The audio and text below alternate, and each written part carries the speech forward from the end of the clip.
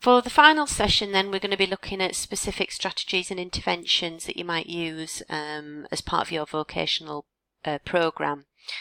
I just want to start off by looking at this as a sort of a typical tool that you might use with your clients, and it doesn't matter which professional background you're coming from, the principles are always going to be the same. We're going to be assessing the person, their capabilities, their motivations, their interests, etc., in terms of work. We're going to be setting goals with them.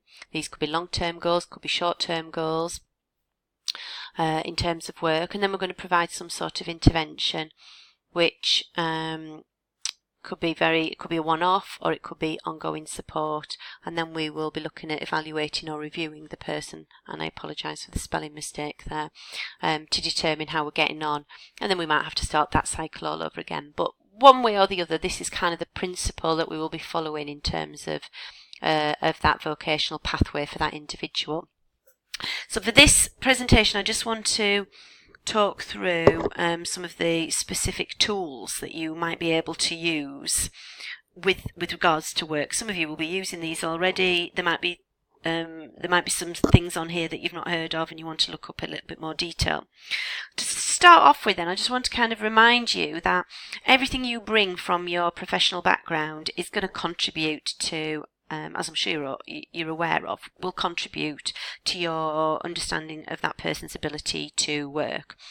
So we're coming with our own knowledge, skill base, etc. already, and it's important that we don't underestimate how influential and how powerful that can be in terms of not just thinking about the person in their other aspects of their life, but thinking about work. So do bring any other tools or any other assessments or any other kind of activities you might do with an individual into this to help you understand their capacity to work. Look, going down this list, we've got the job demand analysis, which you've already looked at in the first activity for the module. But the job demand analysis is probably really one of the most key tools in vocational rehab, because we have to understand the job that person does and the different components of that job. It's quite crucial to have that level of detail, because if somebody has got a particular diagnosis, an illness, an injury, whatever it might be, then we need to be able to understand how we can match that against a particular job, because it's highly likely that they will be able to do aspects of the job, but there might be aspects of the job they can't do. So what essentially a job demand analysis does is it matches up the requirements of the job against the abilities of the individual, so that you can provide a much more focused rehab plan. And that rehab plan might be with the individual to try and work on that particular area of deficit that you've identified, or it might be that you look at the job and think of ways to compensate for that deficit. So it's a really useful tool to understand the job. Equally, it can be just as important to understand the workplace, and for many people it's very helpful to be able to do a work site assessment, to see the workplace, to see the job that they are doing. So a combination of job demand analysis and workplace assessment is kind of an ideal scenario, if that's at all possible.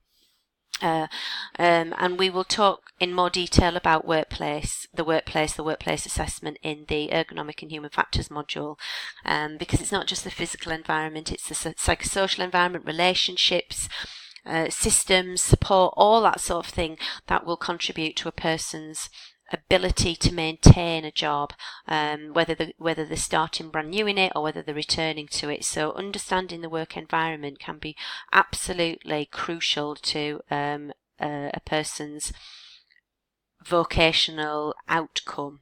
It can either make or break it. So the other thing I want to just briefly mention is functional capacity evaluations. There is a link to this to the Matheson website on the Blackboard site, and functional capacity evaluations is basically more of a standardised approach to identify someone's physical functional capacity to work. It links very closely with the job demand analysis. So you would break down a person's job and the job requirements, and then you would set up a scenario as to whether somebody can do that or not. Ideally, you would do it in their workplace, and you make a judgment about whether they would be able to maintain that for the amount of hours that they are expected to work.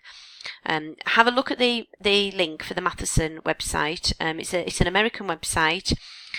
The history of it comes from insurance companies and being able to determine whether somebody can or cannot do a job.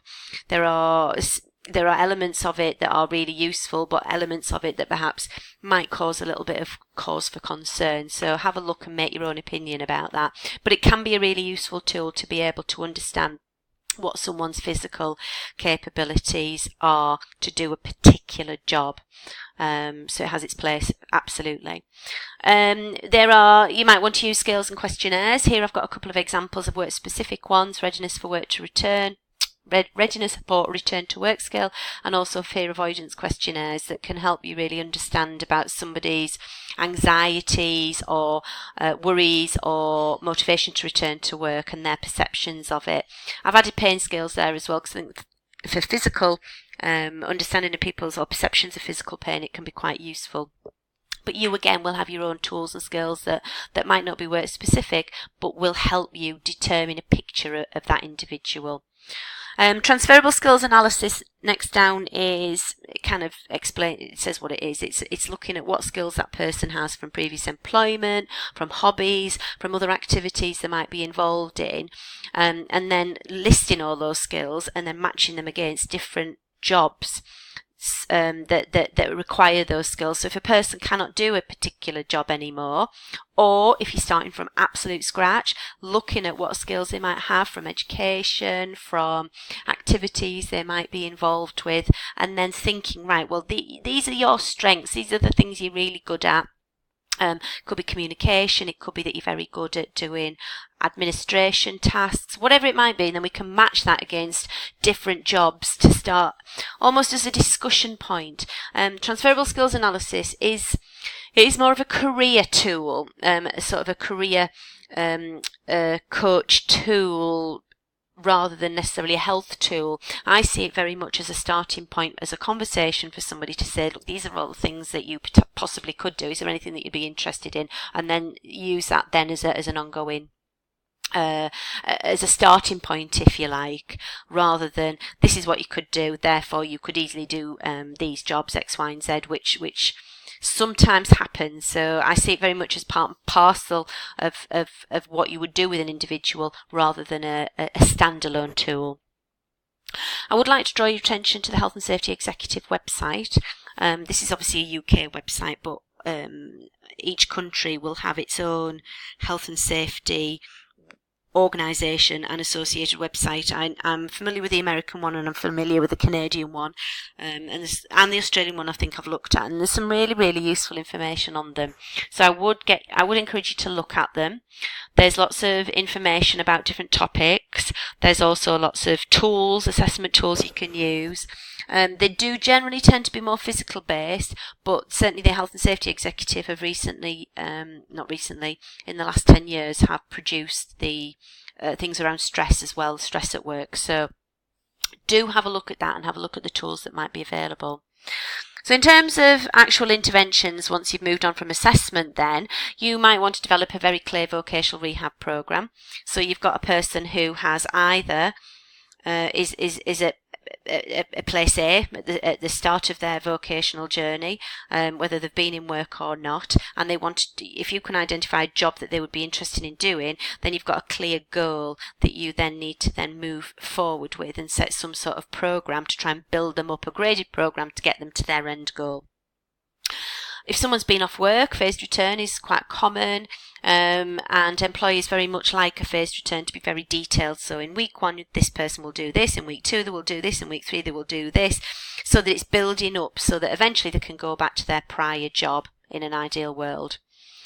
It might be about providing equipment for an individual, and this may link with the next point around reasonable adjustments. Under the Equality Act in the UK, anybody who's got a protected a protected title, protected characteristic, will have to have reasonable and in this case, disability. So we would need to make reasonable adjustments to allow them to do the job that their colleagues without that disability are doing. Some of that might be about provision of equipment, some of it might be around changing processes and changing practices. And I just want to draw your attention to the bottom line there, that there is a hierarchy of people returning to work who've been off sick, whether it's for a long time or a short time. Ideally, you want them to return to their previous role. That would be the kind of the ideal outcome, that they can get back to doing what they were doing before. That might not always be possible, so they might need to go to some sort of modified role within the same organisation or redeployment within the organisation. And if that's not possible, you're then looking at a new job or change of career. And we know that that's going to be a lot harder for a person to, particularly if they've been in their job for many, many years, to start looking at a new career. They're going to need an awful lot more support. So ideally, we want them to be able to go back to their own organisation. And again, ideally to the job they were doing, because it just means that they are familiar with it. It's going to be a lot less stressful. They're not having to learn a new role, and so on. So it's just mindful to be aware of that as a hierarchy. I'd encourage you to look at the Mind website and look at wellness action plans, which are kind of contracts between an employer and an employee, to say that if I've got a long-term condition, and obviously Mind have written it in a view of mental health conditions, I think it's a really useful tool for physical conditions as well. And it just supports the individual in work, and it's saying that if I am getting poorly, or if my symptoms are being exacerbated, then this is what will happen, and this is what, in an ideal world, what work could do to support me with that, to stop me then going off sick. Have a look at that as a really useful tool for between employees and employees. It's really important, wherever possible, we can coordinate with the employer. We've talked about alternative roles within the same organisation. And again, I'm not going to talk much about stress management standards. Do have a look on the Blackboard site. There's a link for them, or go onto the Health and Safety Executive website. But we cover these in a lot more detail in the next module. But they are really important tools, that are really important standards that not everybody has heard of. So supported employment, that's quite a specific mental health approach to employment, and the most researched and kind of highly recognised is individual placement and support, or IPS, and that is about putting somebody into a job and supporting them in it. So rather than training them first in a job and putting them in, it's so that rather than the train and place model that was traditionally used, we're now looking at place and train. So somebody who's motivated to work, find them a job that you feel they could do. Often it's low entry, minimum wage jobs, but then support them while they are in the job as much as possible. And there's lots of evidence around the success of that. It might be career change is an option, and we've spoken about that in terms of the hierarchy, and the transferable skills analysis might be a starting point for that. But that will then come with its own vocational programme, and support. A lot of support will be needed by many individuals to get them to that point. Going to college or retraining, it should be seen as a vocational outcome without doubt. I mean, we've spoken a lot about paid work on the module, but education and training is just as relevant. Volunteering, have a look at that website if you can. It's a brilliant website in the UK to find volunteer jobs for people, and that can be a great stepping stone for people as a rehab option, but also as an assessment tool to see how somebody can manage in a particular environment. So volunteering can be a fantastic resource. We've mentioned in the module about the HP Advisory Fitness for Work report. So if you're an OT, physio, podiatrist, you can write these. So we have mentioned that before. And finally, I'm just mindful I've got my 15 minutes are going to run out.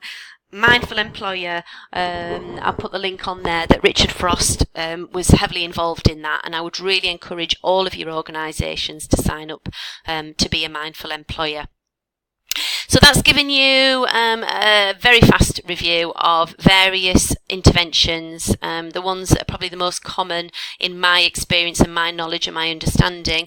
There's more information on the Blackboard site that you can have a look at, but if you've got any questions, add them to the discussion board, and Tina and I will be happy to answer them.